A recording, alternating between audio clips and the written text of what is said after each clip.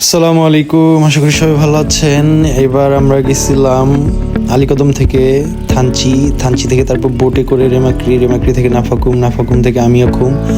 যাওয়ার পথে এই মনোরম দৃশ্যগুলো আমরা উপভোগ করতে করতে গেছি। বেসিকলি দুই পাশের যে দৃশ্য, এটা অবশ্যই আপনার কি বলে যে মন জুড়ায় যাবে।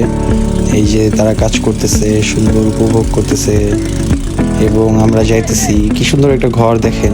এই জায়গায় বসে সবাই মিলে আড্ডা দিতে ভালোই লাগবে। ইনি অনেকগুলা কি জিনিস সংগ্রহ করে নিয়ে যাচ্ছে। এগুলা চাচা সম্ভবত বাজার থেকে তারপর বাড়িতে যেতেছে। কি জানি হাতে মজা টজা হইব। এই বাচ্চাটা আবার হাই দিতেছে, ঠিক আছে।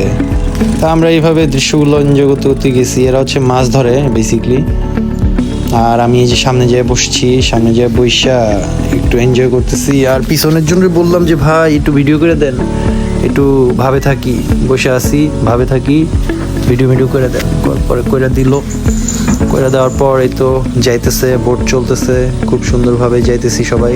আমাদের মুরগি, বাই দ্য ওয়ে, আমাদের মুরগি একটা ডিম পারছিল যাইতে সময়, কিন্তু ডিমটা আমরা রক্ষা করতে পারি নাই।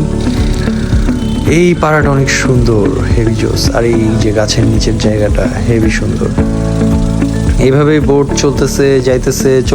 যাইতেছে, আমরা এনজয় করতেছি, বোটে বসে বসে মজা করতেছি, চারপাশটা দেখতেছি, একজনের সাথে টুকটাক কথা বলতেছি। এভাবে বলতেই যাইতে মাশাল্লাহ চলে গেছি অনেক দূর।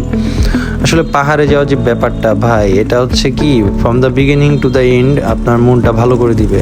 আসার সময় যদি একটু খারাপ লাগে, চলে যাচ্ছি এই ভেবে, কারণ পাহাড়ের জীবনটা অন্যরকম কাটে। আর আসলে এইখানের যে মানে পানিপথ বা চলার পথ পুরাটাই আর কি আপনার উপভোগ করার মতো। সো প্রতিটা পদক্ষেপ আপনি আর কি উপভোগ করতে পারবেন, যেটা কিনা আসলে আপনার জন্য খুবই সুন্দর একটা ব্যাপার। সো যারা পাহাড়ে যান রেগুলার বেসিস, তারা তো জানেনি। যারা যান না তারা একটু মেনটেন করবেন, পলিথিন ফালাবেন না, ফালাইলে ঝামেলা। এই পাড়াগুলা এত অসাধারণ, এত সুন্দর। আসলে এই পাহাড়ের পাদদেশে, সাঙ্গু নদীর তীরে এদের জীবনটা এই নদী আর পাহাড় ঘিরেই, ঠিক আছে। পানির সোর্স এই নদী থেকে, আর খাদ্যদ্রব্য যত যা কিছু আছে সোর্স হচ্ছে পাহাড় থেকেই তাদের জীবনটা চলে যায়। ছোট থেকে বড় হয় এবং মৃত্যুবরণ করে তারা এই পাহাড়েই। সো তারা বেসিকলি শহর মানে জীবিকা উপার্জনের জন্য শহরে যায় সামটাইমস, বাট তারা এই পাহাড়ে থাকতেই পছন্দ করে। পাহাড়টাই তাদের সব কিছু, পাহাড়টাই তাদের একমাত্র সম্বল কম্বল। তো এইভাবে আসলে আস্তে আস্তে আগাইতে আমরা দেবতা পাথর পার করতেছি। এই যে দেবতা পাথর আছে সামনে, দেবতা পাথরটা পার হওয়ার পরে এই ধ্বংস হয়ে গেছিল। তারপরে হচ্ছে গিয়ে আমরা যাইতেছি, আগায় যাইতেছি, যাইতে অনেক দৃশ্য দেখলাম, অনেক কিছু দেখলাম, দেখে মেখে এনজয় করলাম। এনজয় করতে যাইতে তারপরে আমরা এই তো প্রায় রেমাক্রির কাছাকাছি পৌঁছে গেছি। রেমাক্রি থেকে আমরা আবার হাঁটা শুরু করবো, হেঁটে যাবো। তো এই যে মুরগিগুলো আছে, মুরগিগুলো চিল করতেছে, একজন আরেকজনের আদর করে দিতেছে টুকরায়।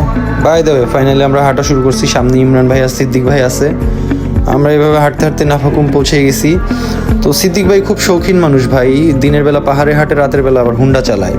মাশাল্লাহ সিদ্দিক ভাইয়ের স্ট্যামিনা আছে, সারা রাতি হুন্ডা চালাইছে। এই ঘুমানোর আগে হুন্ডা নিয়ে একবার শুয়ে এই যে হুন্ডা স্টার্ট দেয় ভাই, হুন্ডার আর থামাথামি নাই। মনে করেন পুরা কাঁপায় ফেলায় বাড়িঘর। ভালো থাকবেন, আল্লাহ হাফেজ।